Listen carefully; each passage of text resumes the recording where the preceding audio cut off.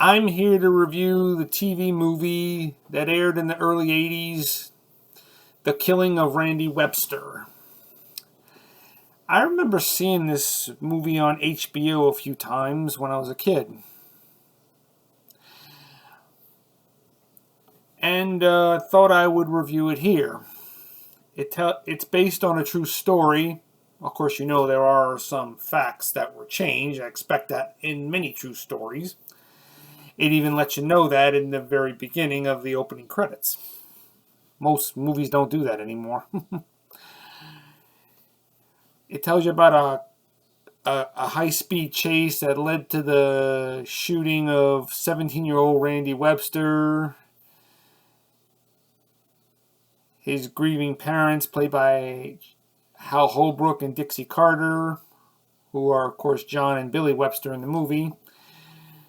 And the police say he was on drugs and he pulled a gun on them. John Webster is determined to get to the truth because he does not believe it was in his son's nature to pull a gun on the cops. It just wasn't in his character. He admits his son was a bit high-strung and likes a taste for excitement, but it wasn't in his nature to pull a gun on anybody. And he is determined to get to the truth, no matter how long it takes or what doors he has to mull down to do it. He's going to do it. And that's all I'm going to tell you. If you want to know more about this, the real story, there is a website on Google. If you want to look it up, it tells you more about this case. I got to say, this is a pretty good movie. I mean, it's sad about this real-life event and a tragedy that followed. Hal Holbrook is good as John Webster.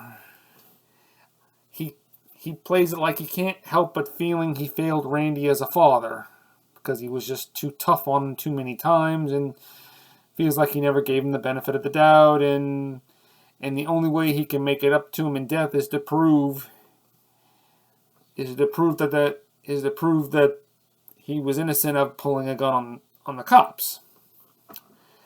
Dixie Carter is also good as Randy's mother, who is just trying to keep her sanity through this whole ordeal and trying to help her husband do the same. Interesting enough that Hal Holbrook and Dixie Carter were later married many years later, 2 or 3 years later after doing this movie in real life.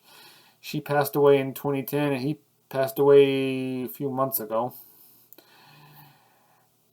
And Gary McCleary, who plays Randy Webster, even though he's in it not for about 20 minutes, he's good too, playing Randy Webster, who is just trying to find his own purpose in life and feeling his parents don't really understand him as he would like them to.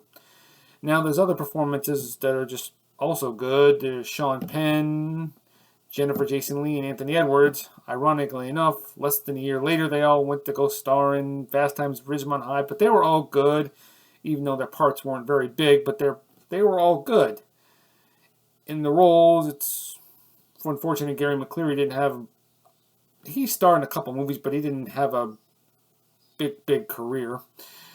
So I say I give The Killing of Randy Webster a 10 out of 10. It's a good TV movie. I'll see you later.